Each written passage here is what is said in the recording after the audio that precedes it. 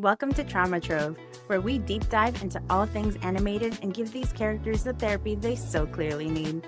Before we get into it, quick spoiler warning. If you haven't watched Helluva Boss yet, go treat yourself. Binge it first. I'll wait. It's important.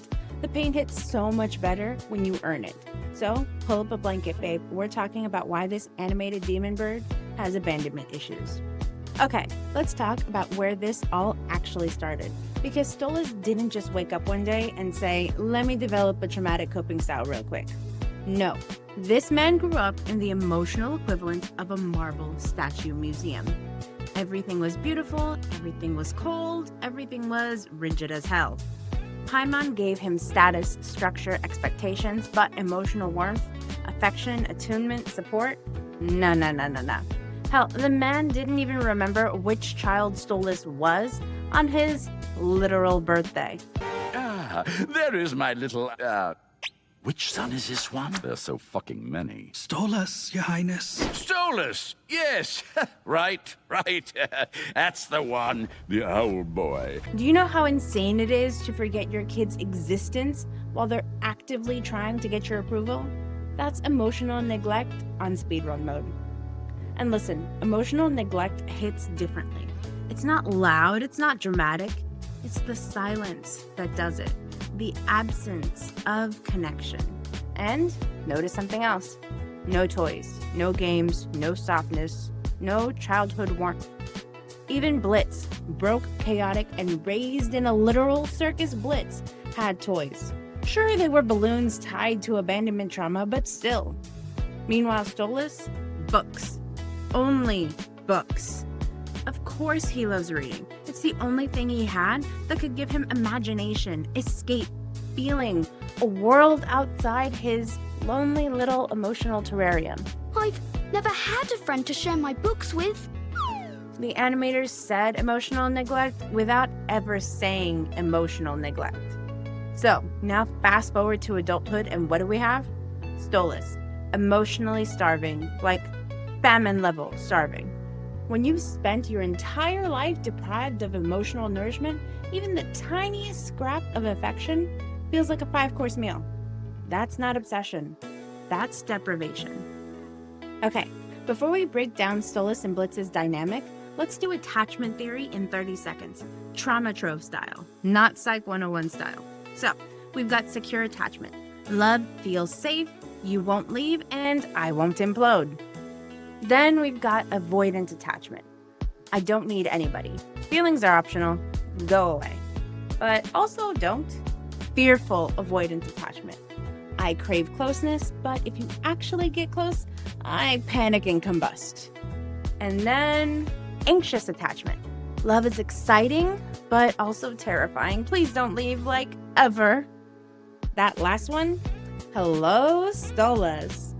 And honestly, Blitz too, just in a different flavor. The push-pull cycle between them is textbook. Stolas leans in, Blitz backs up. Blitz softens, Stolas emotionally swan dives across the room. They both hit the emotional panic button like it's instinct. You can literally watch the animators play into this with their staging. Stolas towering forward and Blitz backing into the shadows. You know what? This was a mistake. All right, let's just leave. Blitz seemingly opening up, and Stolas gets excited, goes too big, embarrasses himself, and Blitz immediately withdraws again. It's visual psychology. I know. But sometimes they pull each other closer, and you're right, they do. But notice something. These moments are rarely the emotionally vulnerable ones. We don't see that push-pull pattern start to shift even a little until way later in season 2. Okay, now listen. This moment right here lives rent-free in my head because Stolas was not always this dramatic, flirty, emotional, chaotic masterpiece of a man. No, that version of him, that's a mask, a persona. A whole performance he built because life taught him that his real self wasn't enough. And the show literally lets us watch him put that mask on in real time for the first time. Okay, Blitz, what are you doing to me? What do you want me to do to you? Well... Oh my fuck! Wow! Oh, you are so forward, Blitz. Oh, what are we doing? No, stay down, damn it. Oh, so you like to command? You like being in charge, hmm? Yeah, I sure do. Oh, so you're a kinky little imp, are you? Do you like it when I talk to you dirty? I want you to me with your imp. Get it all the way. Get it all the way through me, you. Oh, stop it. Yes, if that's what Blitzy wants. Look at that moment. Blitz bites him, frames the whole thing as sexual, and Stolas immediately switches gears like, oh, you want that version of me? I can be that. That wasn't confidence. That wasn't desire. That was adaptation. That was years of emotional starvation whispering, if I become what he wants, maybe he'll stay.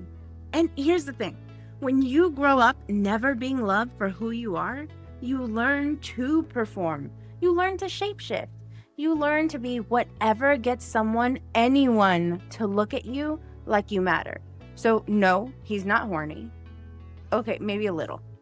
But he's hungry for connection, for validation, for someone to finally choose him. If Stolas were in my office telling me this story, I would pause him right there and go, okay, Stolas, but what do you want? Where's that in all this? And he would blink and double down on this persona he built. He might flirt a bit and even say something like, whatever my darling Blitzy wants. Even do his little. And then drop his voice to that raspy growl he loves so much. Anything to avoid answering that question. Because that sexual persona, it's not just a coping mechanism, it's armor. It lets him feel in control of intimacy without ever actually being vulnerable. Because if everything is flirty and everything is dramatic and everything is performative, then nothing has to be emotionally real. And the animators know this. Look at how he moves. Look at the theatrical gestures, the exaggerated flirtiness. It's drag. It's camp. It's a character performing a character. And underneath all that glitter and glamour, he's terrified. Terrified of being unwanted. Terrified of emotional intimacy. Terrified of being seen for who he actually is. And being rejected again, just like he always was. In therapy language, that's a protector part. A persona he throws on like a costume to avoid vulnerability. If everything is playful and physical, he never has to risk rejection of his real self. We see it again as he tries to maintain that connection. He acts way out of character and makes this grand dramatic attempt at seduction. Not because it's authentic, but because he thinks it's what will keep Blitz close. Wow, okay. Not how I thought my day was gonna go. Look, Your Majesty, there are other people here, coworkers, and I don't want to make a scene, okay? You didn't mind making a scene the last time. How about you pump me full of sorry right on this desk? Oh, I just cleaned that. All right, you know what? Fine, you in. Clothes off, let's go. Poles out, holes out. Let's get this done in 5 seconds. Take me in, boy. So yes, he looks confident, he looks bold, he looks extra as hell. But underneath, he's that little boy in the palace again, begging for someone to love him back. Oh, I've never had anyone want me this way. You have no idea how long I've craved this kind of passion, and how much it means that the one who wants me is my first ever friend. Now, let's talk about the emotional roller coaster known as Stolas and Blitz, because whatever this is between them, it's not healthy communication, babe. It's trauma doing the tango. Their dynamic is messy, beautifully messy, exhaustingly messy, therapist salivating messy. They both want connection. They just can't seem to want it at the same time. With Stolas, the moment things get tender, he leaps emotionally like he's been waiting his whole life for a scrap of closeness, which, let's be honest, he has. With Blitz, the instant things feel too real, he slams the emotional eject button and dodges intimacy like he owes it money. It's not villainy, it's not manipulation, it's two attachment systems malfunctioning in opposite directions. And the animation tells on them constantly. Now, listen, I love this man. I adore this man. I want to wrap him up in a blanket and hand him some chamomile tea and tell him to please stop emotionally sprinting at people, because loving a character does not mean excusing their behavior. So let's talk about where Stolas is actually wrong, because he is, and it matters. Stolas crosses boundaries repeatedly. Not out of malice, not because he's manipulative, not because he's some power-hungry royal predator like the fandom wars sometimes claim. He crosses boundaries because he is desperate for connection, desperate to feel wanted, desperate to finally have someone choose him for something other than duty or optics. But desperation doesn't erase impact. Here's where he messes up. He assumes intimacy Blitz did not agree to. He uses pet names Blitz clearly dislikes. Especially that sexy little one there. Yoo-hoo, Blitzy. He pushes emotional closeness Blitz isn't ready for. He projects fantasy onto interactions Blitz experiences as transactional. He romanticizes moments Blitz sees as stressful or confusing. He tries to move the relationship forward emotionally before Blitz has even taken a step. And yes, it's heartbreaking, because all of this comes from trauma, not malice. But trauma explains behavior. It does not justify it. He isn't manipulative. He isn't using Blitz. He's emotionally starving and misreading the signals because he's never had a relationship where his needs were met. So he never learned how to notice someone else's. And that's exactly where things go wrong. To Stolas, every scrap of kindness from Blitz feels like a green light.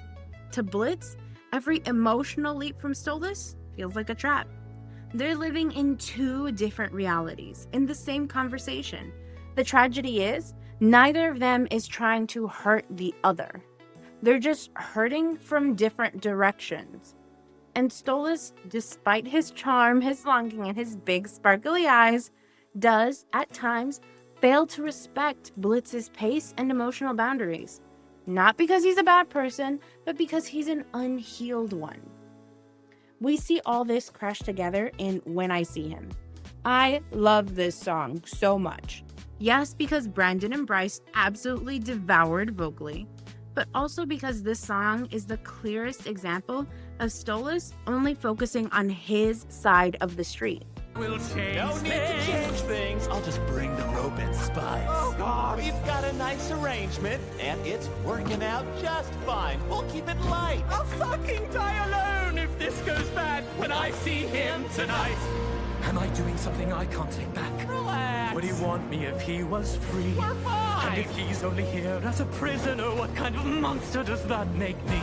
This is their usual full moon routine. They only ever roll in the sheets on this night. So while Blitz is preparing for that, Stolas is preparing to drop an emotional bomb on him. He has all day to think about this conversation. Honestly, longer than a day. He's probably been rehearsing this in his head for weeks. Meanwhile, Blitz is in a completely different headspace.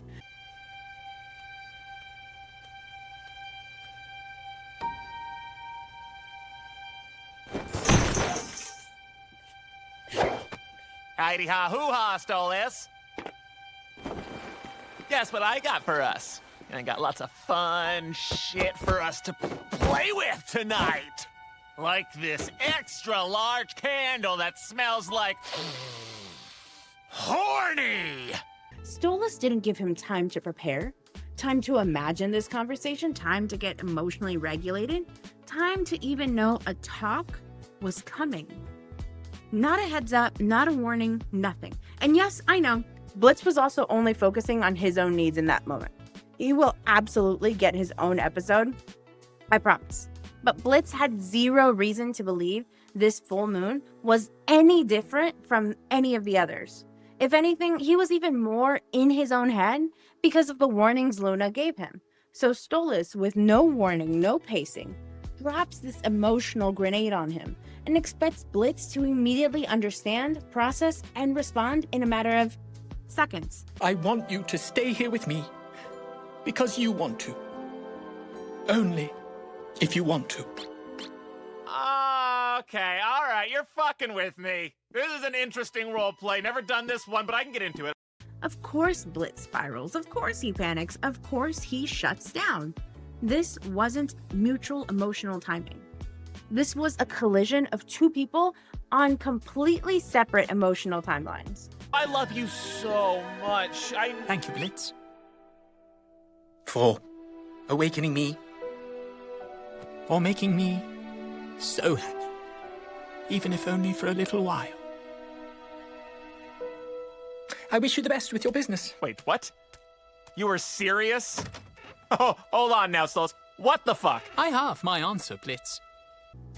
This part hurts a little because it shows just how deep Stolas' wounds really go. Despite his status, his power, his royal title, his giant spell book, and the way he can casually rearrange reality, Stolas cannot enforce a boundary to save his life. And here's the thing, it's not because he's weak, it's not because he's passive, it's not because he's a pushover. It's because no one has ever respected his boundaries before. Not once, not ever. Let's look at his life. Paimon steamrolls him emotionally and parentifies him. I'm Stolas. It's nice. Ouch. Don't bow to that one. He bows to us, idiot. Oh, right. Sorry, Father. Stella verbally assaults him for years with zero consequences. What a pathetic fucking man! The Goetia view him as a political tool, not a person. Also, son, you are destined to sire a precautionary addition to the Goetia family, so you are now engaged. Congratulations. Isn't she charming? His marriage was a business contract, not a partnership. This man grew up in an environment where boundaries were laughed at, ignored, punished, or treated as irrelevant. So why would he believe that setting a boundary now would matter? He has no lived experience of healthy boundary dynamics. None. So when he tries to set one with Blitz, he folds instantly. After Blitz breaks his heart in full moon, Stolas really tries to put distance between them. He says he doesn't want to do words with him. He tries to be icy. He tries to be formal. He tries to build emotional space. But that's all he does. He can literally kick Blitz out if he wants to. We saw him do it the episode before, but he doesn't. He keeps arguing back and forth with him. He keeps engaging. Sure, eventually he has enough and closes the door. But then later at the party, he literally helps hide him. Blitz, what are you doing here? You're lucky everyone is drunk or you would be murdered right now. No, it's good. I'm in a disguise. He can't hold a boundary for more than 5 seconds because, again, boundaries mean nothing to him in practice. No one has ever respected them, so enforcing them feels pointless. Here's the psychology. If you grow up in a world where boundaries don't matter, you don't learn to protect yourself. You learn to endure. I tried so many years to make it comfortable for us, to have this family, but it was never enough. The only reason I have endured your constant insults and cruelty was for that girl to have a normal life. Stolas was never taught that he has the right to say no. He has the right to close a door. He has the right to emotional safety. He has the right to walk away. So when Blitz disregards his boundaries, Stolas doesn't interpret it as disrespect. He interprets it as connection. And that's why at the party, he keeps talking to him, keeps opening up, keeps leaning in emotionally. Yes, he's drunk, but drunk Stolas isn't pushing Blitz away. Drunk Stolas keeps engaging. He even asks permission to dance with someone else through body language. Because that is how trauma wires the brain. Well, I just wanted to see if maybe, I don't know, you'd want to dance? You want to dance? With me? Yeah.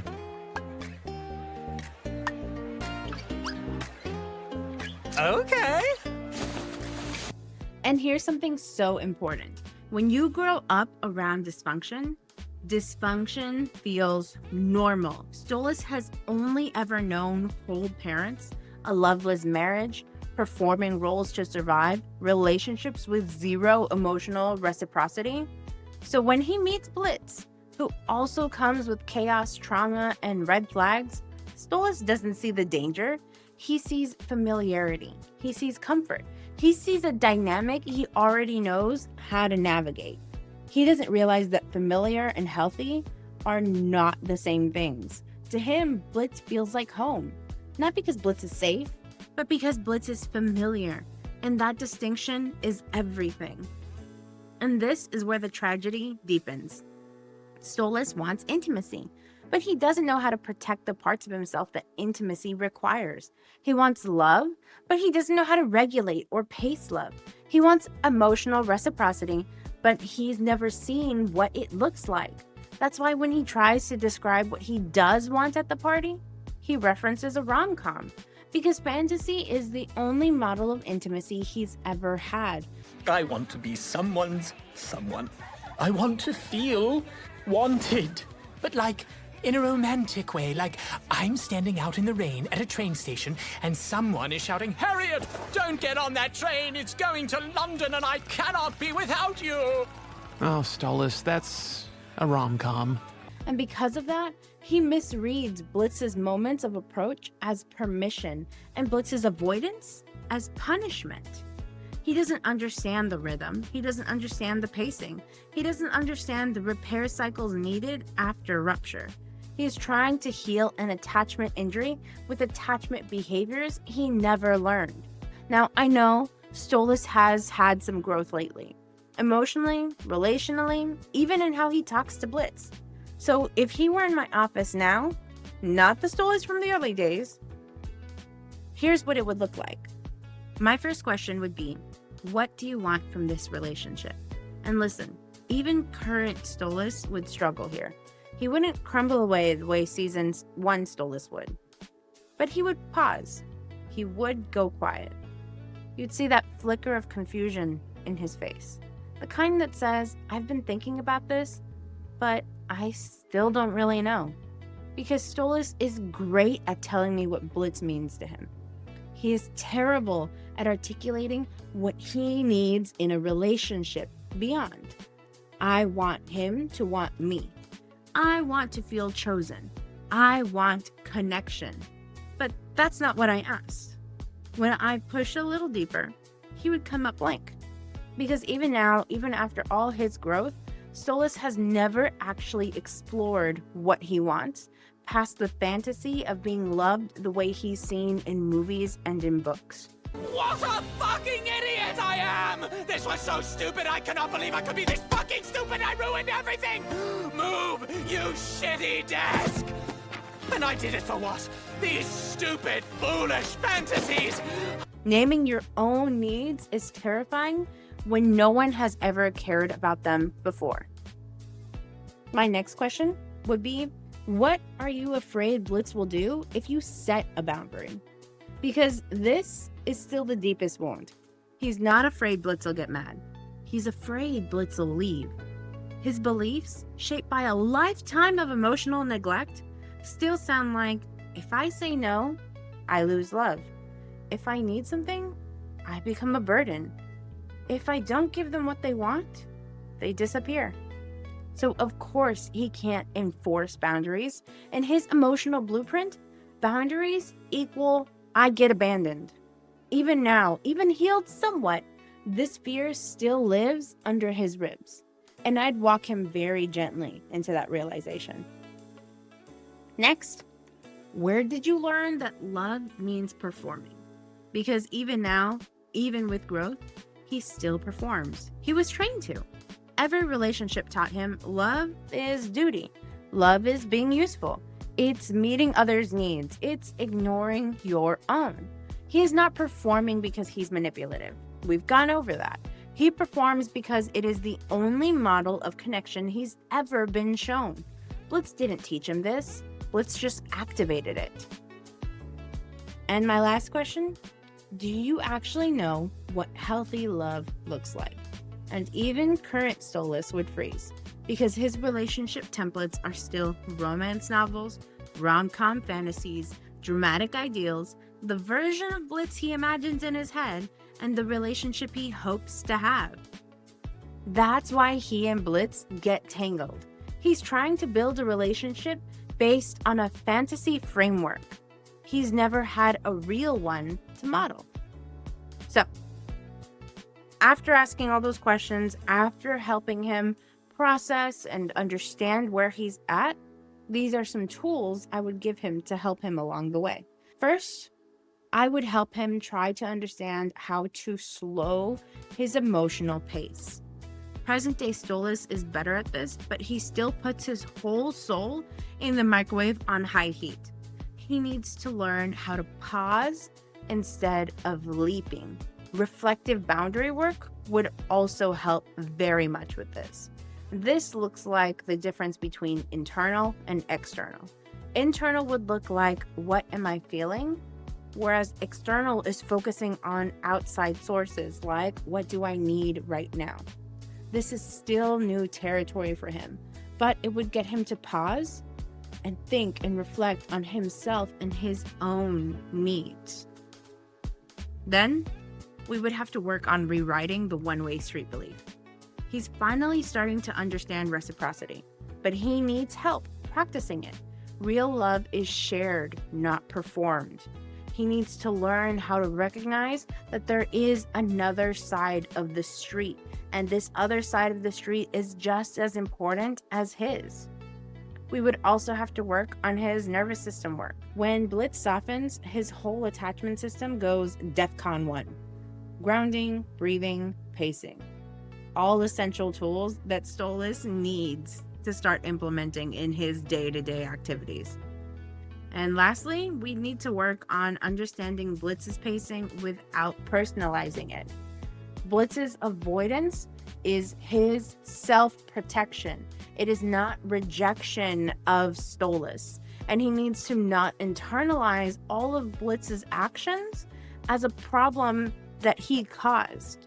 This would change everything about how Stolas interprets conflict, and it would definitely make it easier for him to start putting forward some boundaries that he needs to keep him safe. It would also mean that the conversations he has with Blitz would probably go a lot better, because the moment Stolas internalizes, he starts punishing himself. We typically call that pain shopping in therapy. Now, how he'd likely respond. He'd be earnest, he'd try. I feel like he'd show insight. He would probably cry, but he'd also laugh through the tears. And he'd definitely still over-apologize. He might use flirtation to dodge discomfort, but less than before. Definitely less than before. He'd need reminders to return to his own experience and not just Blitz's. But I feel like he would make progress. Fast progress and real progress. He's at this point in his life now where he's ready to start making changes. And underneath all the theatrics is someone who genuinely wants to love and be loved. He just finally has enough self-awareness to start learning how. So here's the truth about Stolas. He's a character made of glitter and heartbreak. A man with cosmic power and absolutely no idea how to handle his own emotions. He didn't ask for the life he was given. He didn't ask for the loneliness. He didn't ask to be raised in a palace where affection was as rare as sunlight. And everything we've talked about today, the over-sexualization, the emotional sprinting, the lack of boundaries, the one-way street mentality, none of it came out of nowhere. It came from survival. It came from a little owl boy who learned that love wasn't something soft or safe. It was something you performed for. You had to meet your duties for. And Stolas has been performing ever since. But the beauty of his character, the part that makes him so painfully relatable, is that he wants to change. He wants something real. He wants something mutual. He wants something slow and gentle and earned. He wants love that looks nothing like the world he grew up in. And that kind of growth, it's messy, it's uncomfortable, it's full of backslides and, oh God, why did I say that moments. But he's trying, and that's why we love him. He's not defined by his trauma, but he is shaped by it. And watching him unlearn those patterns is one of the most human parts of Helluva Boss. Now, I know some of you are ready to hop in the comments like, but what about Blitz, babe? Blitz is the problem. And you're right. Blitz absolutely has his own emotional demolition derby going on. Different trauma, different flavor, equally chaotic. And don't worry, he's getting his own episode. But today was about Stolas. His wounds, his patterns, his attachments, his growth, his glittery mess of a heart. So, take a breath, let it settle, let your nervous system unclench, because next time we're diving into Blitz. And oh boy, that man is a dissertation all by himself. All right, babes, that's all for today's deep dive into glitter-coated emotional chaos that is Stolas Goetia.